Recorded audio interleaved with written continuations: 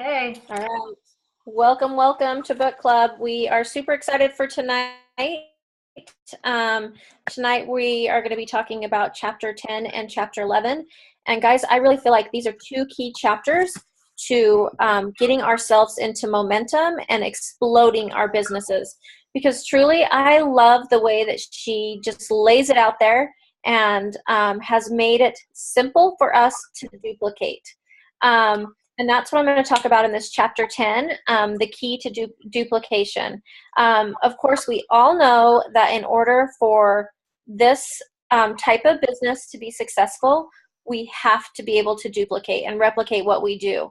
And the great thing is we're on a team that we have amazing leaders that have totally taught us exactly what to do. And if we do it, we're going to be successful. So the point of that right there is we don't have to reinvent the wheel.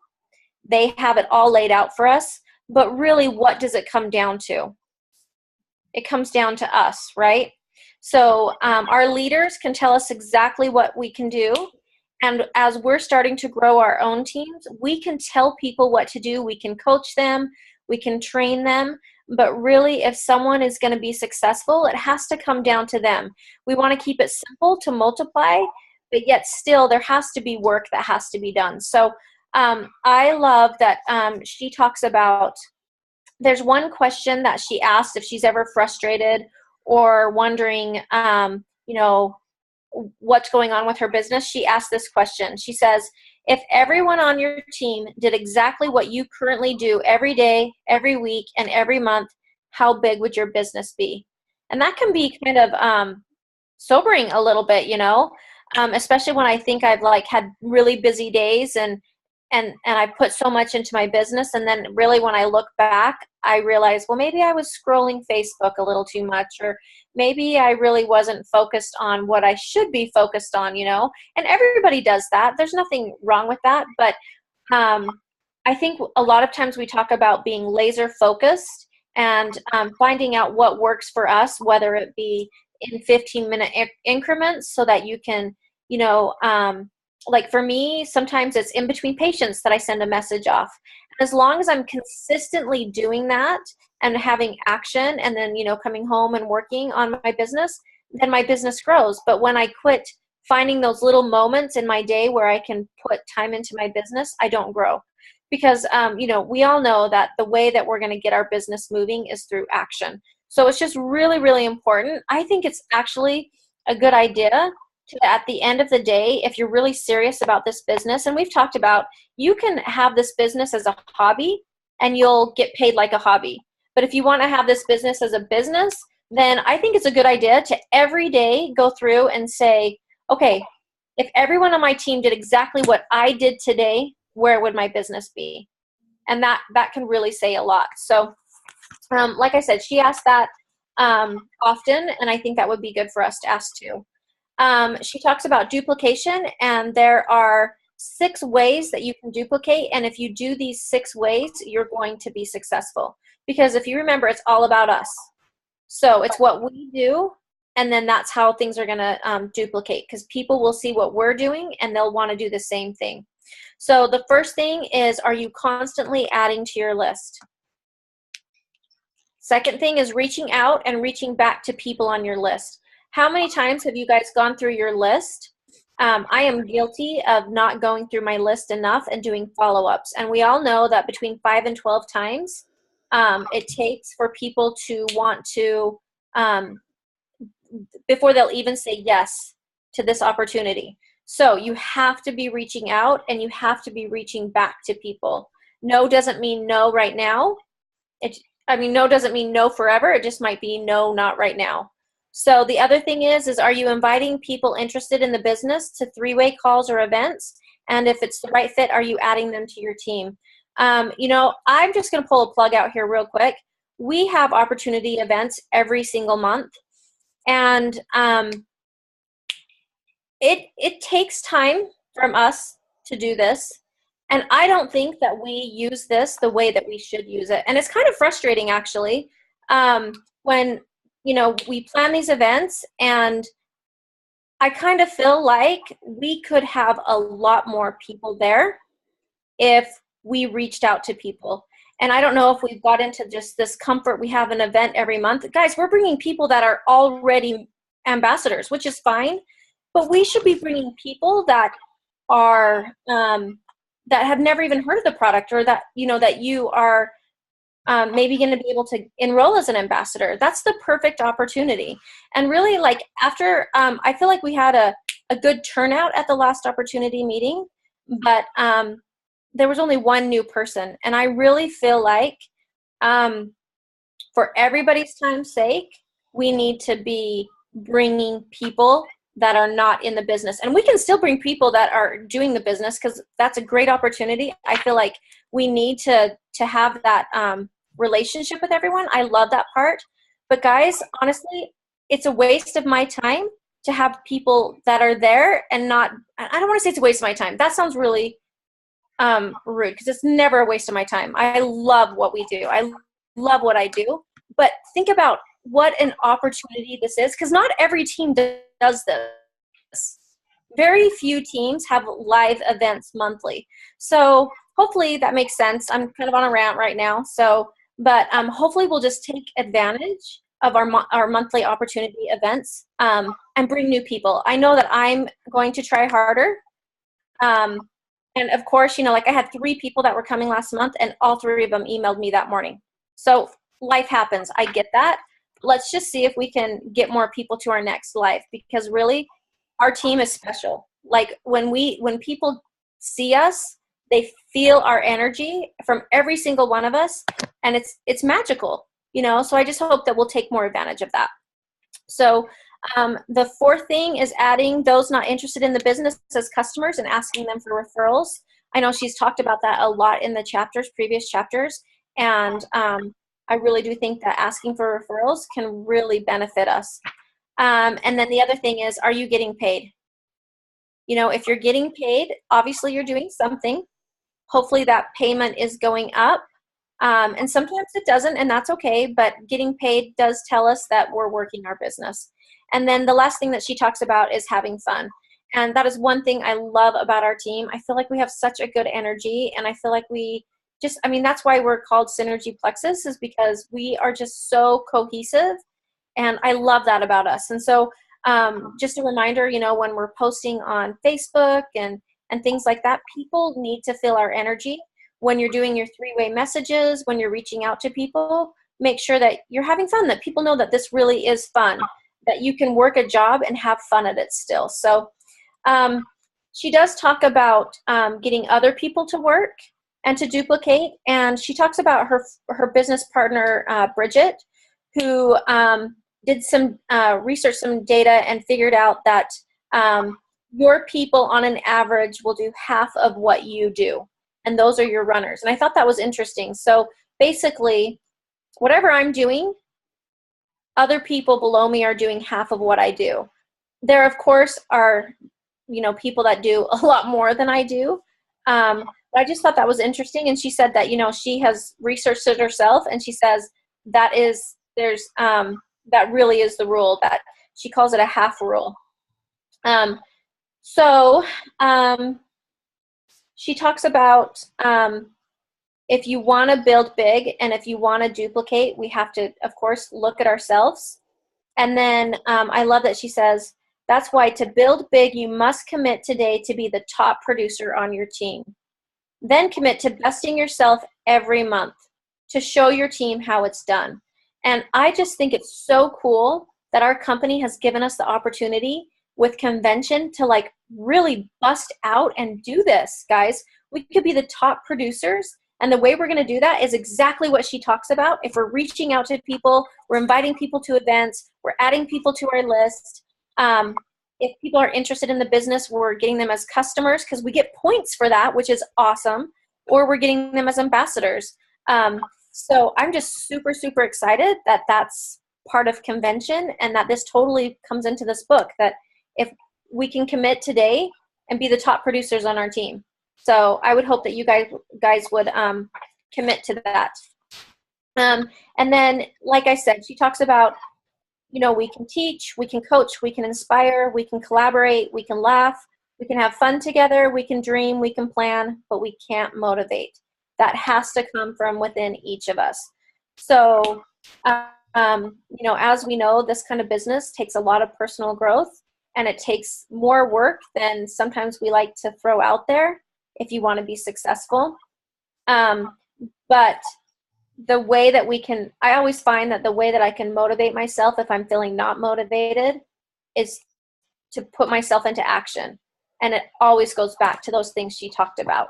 So adding to my list and reaching out to people, that's going to be huge.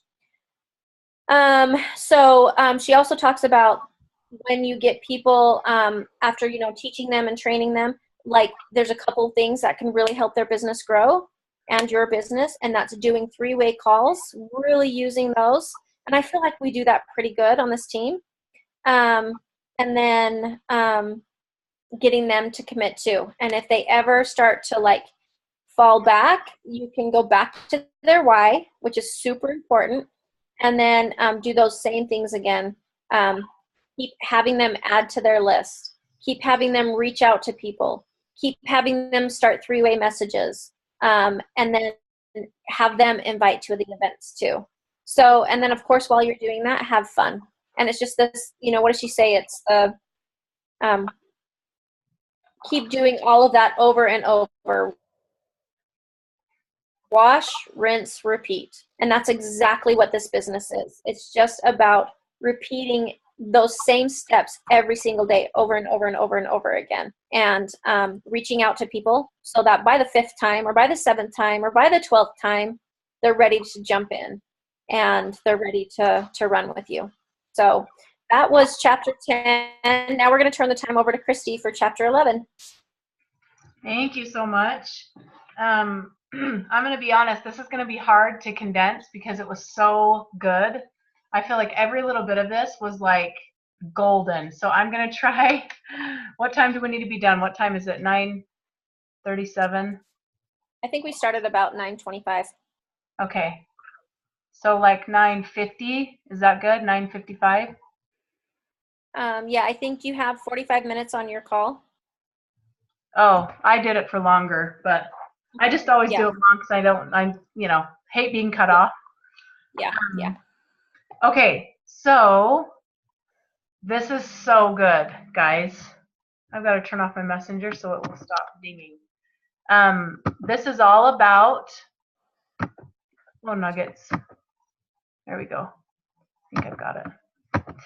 This chapter is called The Bull Shiz We Tell Ourselves. And I love this because I think if you know me, you know that I am. Who is that? Chris that's on the phone number? I think it is. I just like to know who I'm talking to. It is. I'm trying to get on my computer.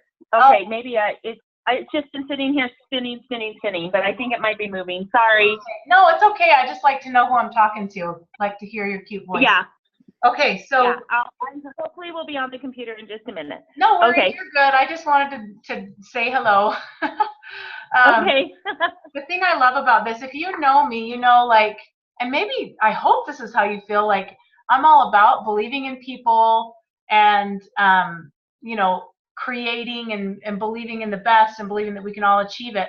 But at the end of the day, I am not one that will mince words about get to work. Like, don't sit there and whine. If you're not having results, then get to work. And there is work involved. And so this so spoke to me. And I'll be honest, I was humbled by this chapter, just realizing, like Kim said, oh my gosh, there is a lot to do. And it can sometimes feel like there's too much. So then we just don't do anything, or we just avoid the hard stuff because we want to do what's comfortable. But a lot of these things were so humbling and really good reminders. Okay, so basically she starts out by saying there's a million different reasons I'll start over. There are a million different reasons you can come up with why this won't work for you or why you really won't grow it big, okay? So I love this because I love that this is all about excuses. Everything we're talking about is just flat out excuses, flat out lies, flat out not true. And these things hold us back. So I like to sound the trump with her so that we can own the excuses, realize what we're doing, and then stop it and start something new. So the first one she talks, but what she said that I loved is these, as we move past these, we get to do the really exciting work in life, which is becoming the person that you were meant to be. So as we overcome these things, we literally get to step into the person that we were meant to be. Okay, so the first excuse is, I don't have time for this. So of course we hear that all the time, right? Oh, I don't have time to start a business. Okay, she says, let's tackle the most prevalent bullshit in our profession first. You may be saying, I'm unable to consistently do this because I don't have time. But let's be honest. What you're really saying is, I haven't made this a priority. Until this business is a priority, you will have time management problems, and it will be easy to avoid working your business. Ouch. I think we all can say that at one point or another, we said, I don't have time. I don't have time. I know we all have busy lives, but the good news is we can recognize that really what we're saying is it's just not a priority yet, and we can choose to shift that. So she talks about the next time you find yourself saying, I don't have time, instead try saying it's not a priority and see how that feels. Give me a kiss real quick. Good night, I love you. Good night, I love you. Good night, love you, bye. So she said, next time you try to say I don't have time, instead say it's not a priority and see how that feels. Because usually that's pretty startling to realize that that's the kind of, guys, my messenger never goes away. It's still popping up. I closed it. It's like a ghost that finds me. Okay, so I don't have time to make calls to 3 new people today. Becomes, it's not a priority for me to make calls to 3 new people today. If it's not a priority, then that's totally cool, she says. This is your business and your life, but don't kid yourself or your business partners that you want to build a huge business when you're not really willing to make it a top priority. Holy cow, preach, girl, to all of us. Like, she's saying, okay, that's fine. You can keep saying you don't have time, but don't lie to yourself and say that this is a priority if you're saying, I don't have time to make 3 new contacts every day. If you don't have time for that, it's not a priority. So that's pretty startling. Okay, and then she goes on to say the number one thing, and this is really, I love how she simplifies this. She says the number one thing you have to make time for is personal prospecting.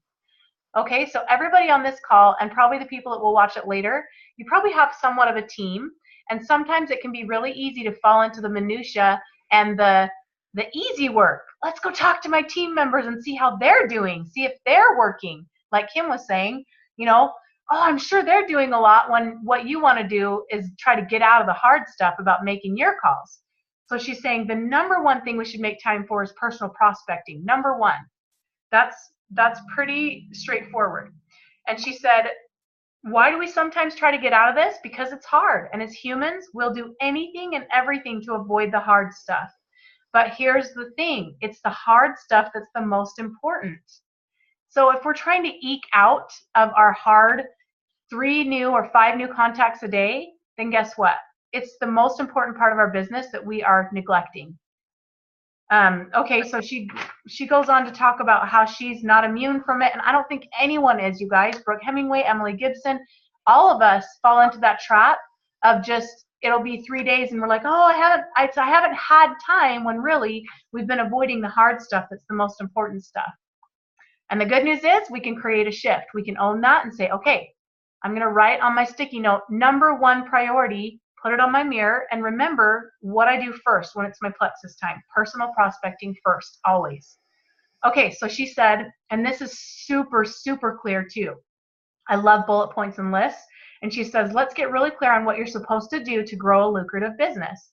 Number one, reach out and talk to people about your business and your products.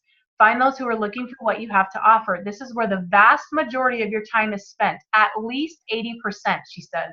At least 80% should be spent on talking to brand new people. That's a huge percentage. Number two, train your newbies on the basics. Your newbies, not training people that have been around for 6 months or a year. Of course, we want to provide training for everyone, but if you're serious about growing a huge business, you've got to recognize newbies are priority. People that have been around the block, they have the tools. They can access their own tools. We don't need to be spending a ton of time with people that have been around. Number three, do 3-way calls for your newbies and your other direct whatever. So doing 3-way calls for brand new people is first priority. I mean, it's a higher priority than people that have been around. And then obviously doing 3-way messages for everyone on your team that's in your downline or, in your first couple of levels. Number 4, strategize with your runners about how to support those on their team. So it's basically talking to the people that are running with you and saying, who do you have that you're excited about? How can we support them? How can we explode their businesses? Because they're new and that's a priority. And then number 5, recognize and praise accomplishment. I love that that's in the top 5 because we're in the people business, you guys. People need recognition. People need to know that they're doing a good job, and it is like invaluable to provide that to your people. Publicly, privately, in every way, just be reminding your people of that they are doing a great job for showing up, and that, and recognizing when they do have great accomplishments. Okay, so she talks about a challenge, to make a list of all the ways that you're spending your time in the next week, which can be pretty eye-opening when you really say, okay, I'm going to spend an hour in duplexes, and your business is maybe still lagging. Well, what are you doing with that hour? Write it down. Try to really pinpoint how you're spending your time and really try to tighten that up, tune it up so that you're working smarter, so you can actually start to grow big in your 1 hour tiny little time frames instead of just putting in your 1 hour time frames. So she talks about how that can be really eye-opening to do that. Okay, another lie that we tell ourselves is I'm talking to enough people, and this one was pretty eye-opening for me. She says, let's say you're finding the time to talk to brand new people. Fantastic, that's a great start. But another big old piece of BS we tell ourselves is that we're talking to enough people. Okay, so she talks about how the situation where a girl named Dorrit was challenged to double the amount of people that she was reaching out to in a week. And she took the challenge, and she could not believe the flutter of activity that it generated in her business in just 7 days. She was scheduling 3-way calls and follow-up messages just because of the sheer double the amount of people that she was reaching out to created activity that was the most important kind of activity, not just busy work. It was actually the income producing activity that she was having a lot more of. So she said, like many of you, Dorrit had tricked herself into thinking that she was really talking to enough people. In reality, she only had a few people in her funnel. But she had fooled herself into thinking she was really busy. How many of us do that? We think, oh, I'm going to work my business and I'm going to sit down and take care of that customer service issue, take care of that customer service issue. I'm going to find out how that person's doing on their products, which they're all great things, but they're not the most important things. They are not IPA. So as we are keeping ourselves busy with all this stuff, it's actually taking away from, if we're not putting our most important activities first, it's taking away from our business growing. Okay, so this I love, and I want to implement this somehow. I want to implement this in our accountability calls as one of our 4 things. So she talks about the 5-3-2 method, how every single day you're reaching out to 5 new people, you're following up with 3 new people, while following up with 3 people that aren't on the products yet. And then you are following up with 2 people that are currently either on your products or on the team, on your team or on the products. And she said, if you do that every single day, think of how much further ahead you will be if you're consistently dripping. I love this concept I heard. It's not even in the book, but picture like a faucet that's just a little bit turned on and it has a slow drip. If there's a piece of rock under it, if it slow drips for a year in the same spot, this tiny little drop of water every single day, like, every second it's dripping, what's going to happen to that rock? It's going to carve out a divot, right? But it's not like it's blasting the rock. It's just a slow drip that continues to drip every single day. And as we're dripping every day on our people, our business is going to grow. It's going to make a dent. It's going to make a dent just by being consistent like that over a period of time. So she says, like everything else in this business that works, it's simple. Reach out to 5 new people a day, follow up with 3 people in your funnel that aren't on the products yet, and quickly check in with 2 of your business partners, even if it's just a quick text of encouragement or a shout out on Facebook. So doing this activity consistently is going to create massive results in our businesses. And we're going to start implementing that in one of our 4 things we check in on our accountability calls. Okay, so she said, if your team member isn't growing, or even worse, is going backwards, ask yourself or ask your team members, number 1, how many times have you presented the opportunity this week? Literally write down and figure out how many brand new people you have exposed to Plexus for the first time this week.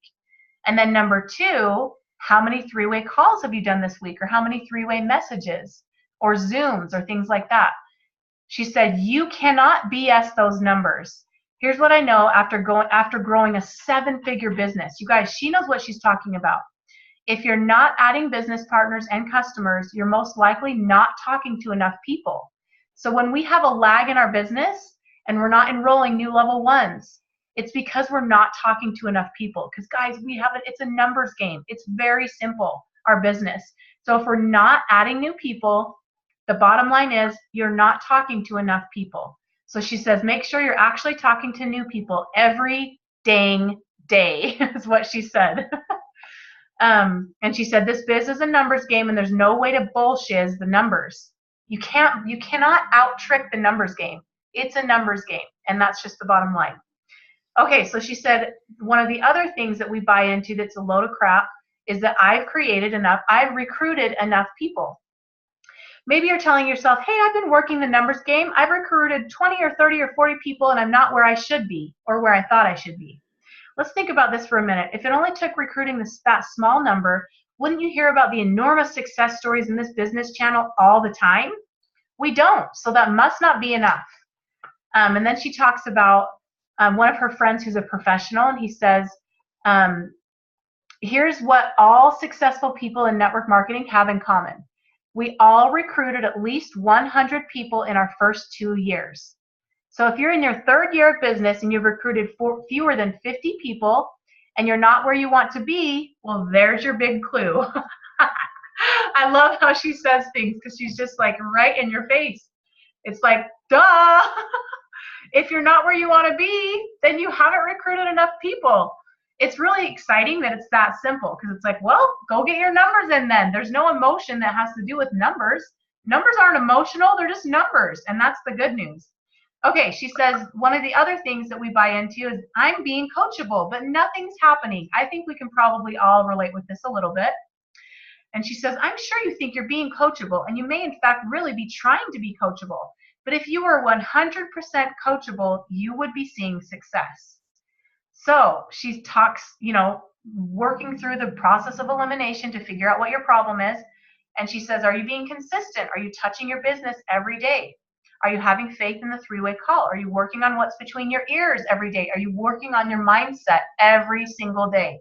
The answers to these questions, when you answer them honestly, will tell you what's wrong.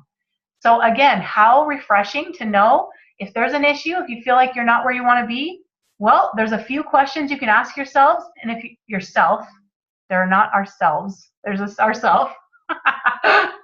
And if you answer those honestly, it's simple. You can pinpoint exactly what you need to work on, and then guess what? Create a shift, work on it, and then you'll start to see results. It's a numbers game, which is so exciting. And then she said,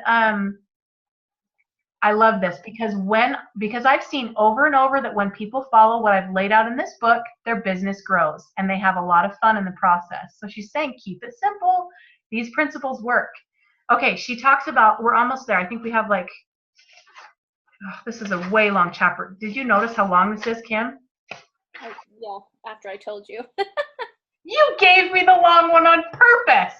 I don't mind. I don't want to make it too long, but I think this is good stuff that I want to finish going through. So she talks about when the BS of, I've got a runner, so you maybe start to relax because you think you have a runner.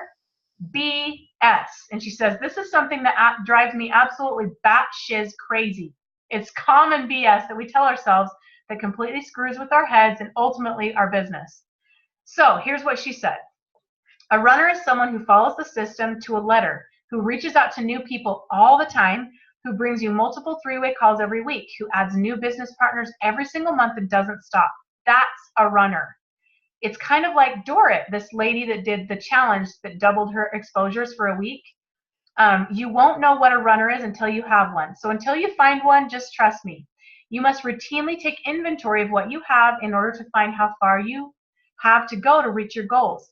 That requires you to be realistic about what you have. If you're fooling yourself that you have runners, superstars, and others, it will slow down your activity. And this will keep you from finding, this is so huge. And if you do this, it will keep you from finding the people out there who are really going to run with you. If you're in this illusion of, oh, I've got this runner, and you focus all on them, you don't do your IPA, you stop the 5-3-2, and you just kind of coast because you think you have a runner, well, guess what? You're shooting your foot because you don't know if that person's a real runner. You don't want to put all your eggs in one basket, right, Erica? She nods.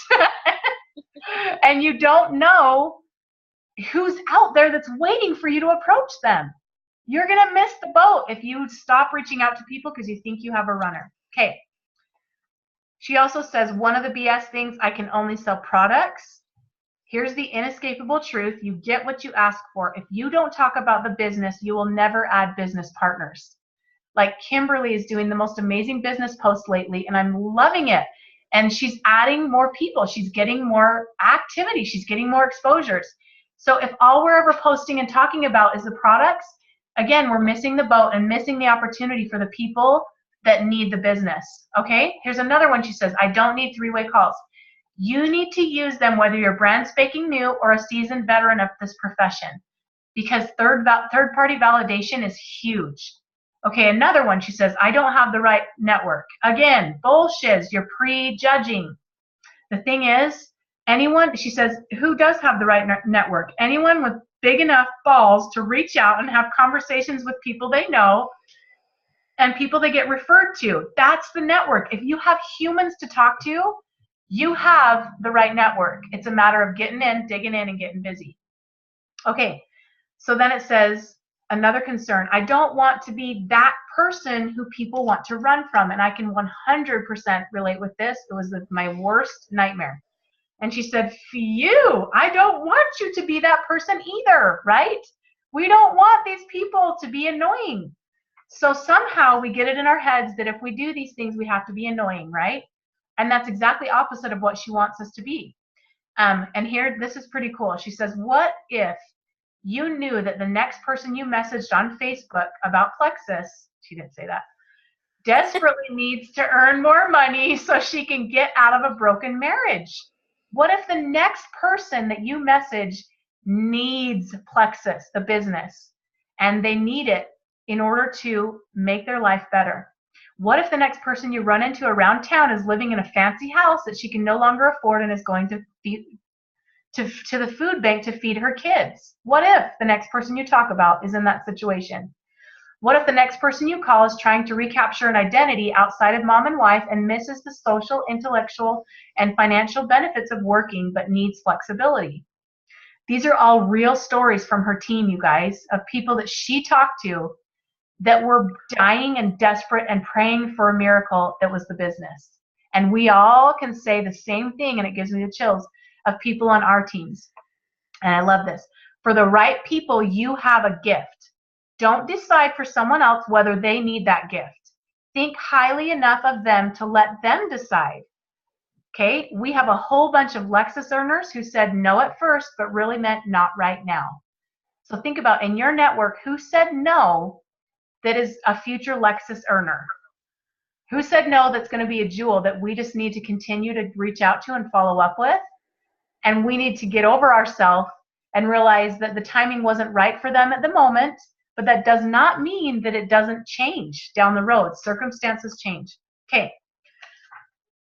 I'm not going to go over that one because it doesn't apply as much. She talks about this should be easier. We think that everything should be easier. She says, why? I think you're confusing simple with easy. Give me an example of another rewarding, incredibly rewarding endeavor that's easy. Marriage, parenthood, earning an advanced degree, running a marathon, getting and staying in good shape. Are any of these things easy? No, they're hard work, but they're incredibly rewarding. So why would you think that building your own 6 or 7 figure business would be easy? And then below she says, stop bitching that it's not easier. it's just, and just work harder and smarter. Work harder, work smarter, and stop complaining that it's not easier. Okay, and then maybe people struggle that they don't have what it takes to be a leader.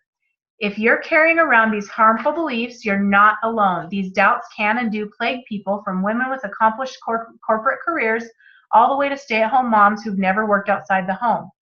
But she says, I'm calling BS on that. And she says, leadership is about influence. Nothing more, nothing less. Leaders are agents of change that add value to those around them and make a positive impact in their organization. I love this. Good leaders inspire their followers to have confidence in them, but great leaders inspire their followers to have confidence in themselves. That's what true leadership is. Leadership isn't complicated. Anyone can be a leader in this profession by showing your team how to build. And how do you do that? You do that by building your business. Walk the walk, talk the talk. If you're willing to do everything it takes to duplicate in this business, then you will inspire. So by keeping it simple and doing your number one thing, which is reaching out to new people, you're killing 1,000,000 birds with one stone, because you're building your business, you're being a good leader, you're being a good example, and you're growing your personal business. Okay, then another concern is, I will make mistakes. Of course you'll make mistakes. You will fail. It's part of it. But she says failure is simply indispensable to the entrepreneurial experience. I love it. It's just part of it. Nobody gets everything right every time, and this is how we learn from our mistakes that defines us. So she says, when you make a mistake, stop and think about what happened, why it happened, and what you can learn from it, and then let it go and be kind to yourself. We all make mistakes, and we can kind of assess, what did I do? How could I do that different? And then you take a deep breath and you blow it out and you let it go forever. And then it says, when you and those that you work with make mistakes, have grace with them and yourself, because we're all works in progress. How exciting is that? We're all trying our best. Okay, it's saturated. We don't really need to deal with that because it's not. I'm not even going to go there. She tells a story at the very end. I think this is the very last. Okay. She tells a story about how this VP of sales, when she was a brand new distributor, she was three months into her business, and she went to the convention and went and found this guy, and he was the VP of sales, and she went up and introduced herself and said, hi, my name is Romy Newstad. Is that how we say it? And you're going to have to fly out to my city because I'm going to build such a big organization. I'll have you on a horse one day. She's basically saying, you better watch out because I'm coming. And he said, in a Cuban accent, these businesses don't grow big. They don't grow big in places like Montana, is what he said. And that was horrible. Sorry.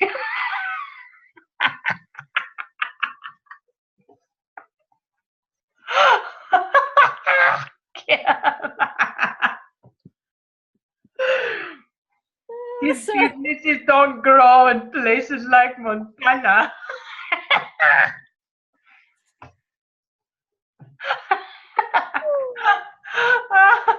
That was good, huh? And she said, let me see. So she said basically that he got cancer and passed away. And she said, I didn't get a chance to get him on a horse and come to my city. But she did talk to him like at the second convention. And she said, when she received the 2 top awards at the company's second convention, he said, I knew you would build it. I just knew you could do it. And I love this. I knew a woman like you doesn't believe in excuses. Boom! Seriously? Ooh. And she said, I don't want you to believe in excuses either. We have such a short time here. At the end of our days, do we want to look back and know that we were brave and audacious? Or do we want to have a life lived full of excuses? As Chris was best known for teaching all of us, you're exceptional and bound for greatness. Don't let excuses get in the way of that. All these stories you're making up in your head are a complete waste of time and energy. They're just excuses. When we make excuses like this, We're really just scared we're not good enough or worthy of great success. What are your limiting beliefs about yourself? Where do they come from? Past failures, what you were told growing up, what you were told yesterday by the prospect who said she thought your business was stupid. The truth is we have everything within ourselves to succeed. But in this business, you have to have a few other really important things. And I love this. Hunger. You can tell the people that are hungry. Ricky Sorensen is hungry. That girl cannot get enough. She is so hungry, and she's an example to me and all of us all the time of being hungry. The willingness to be completely coachable and learn how to do this. Consistency. The willingness to be uncomfortable and the resilience to keep going in the face of no's and disappointments. Okay, and this is the last thing that I'm going to say. It's so good, though. I have to share it. She said, every time you put out an excuse, you place another cement block in the walls you're building around yourself. With each excuse, you're trapping yourself in a prison of mediocrity of your own creation, condemning yourself to a life you really don't want. Ooh, I love that.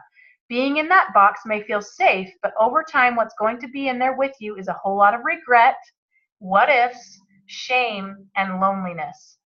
What I've learned working with thousands of people of all different backgrounds, skill sets, and personality types is that we can conquer the negative voices and recognize the BS for what it is. Just a load of crap. We can pull the cement blocks down, let the light in, and increase our possibilities. We can get out of our own way and get on with the business of building our future and stepping into our greatness. Boom! Isn't that awesome? Oh, I love it. So basically, she's taken away our excuses. There's no legitimate excuses. There's just none. Of course, we put our priorities in line, and our families are important, and our faith is important, and our husbands and our wives are, well, wait, I'm not talking to any men. Our spouses are important. Who's coming out of the closet tonight? I have a crush on Dr. Kim. I've been trying to hide it. She does have really short hair, and people pin us all the time. Oh, gosh. Anyway, we got to put our priorities in line, of course. We don't want to ignore our most important things in life in the name of being hungry for our business. That's not what this is about. It's about being smart, working your butt off, but working smart. We don't want to fill our lives with busy work. Doing those simple things is going to reap rewards, and we have no excuses. So that's the end. Mwah. Love it. I think everyone should write down what she says. You're exceptional and bound for greatness. Do you know how powerful that is? Seriously, if you write that down and you put that on your mirror and you look at that every day and read that 50 times, and you put those excuses aside, holy crap, you're unstoppable. It's true. So, I love it. It's true. There's no room for excuses. Like, create it. Be a leader. Make it happen. That's the mantra that I learned when I was like back in my other network marketing days. Be a leader. Make it happen. No excuses. So, You guys are awesome. Thanks for joining us, and thanks for asking me to take that really long chapter. I love you for that. I did it because I knew your Cuban accent would be wow.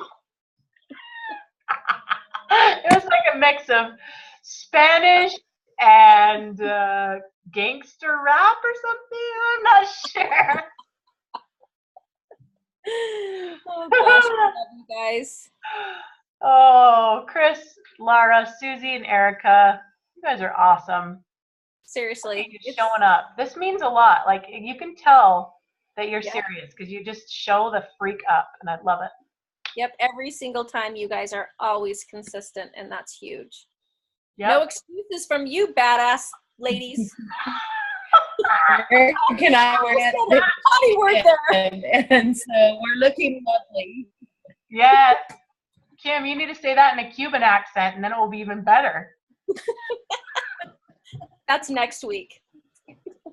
I love it. Oh. Laura, get filling. You want me to take chapter 12, Kim? What's that? For next week. You want me to take chapter 12 for next week? Yeah, that'd be great. I haven't offered much help in this, so. Why don't you go ahead and say that title, Kim? I know. Or I mean, My Chris, children are around. Chris. Yes, Chris, take karma's a B if you are, okay? That's like Okay. right up her alley. Calling people bees.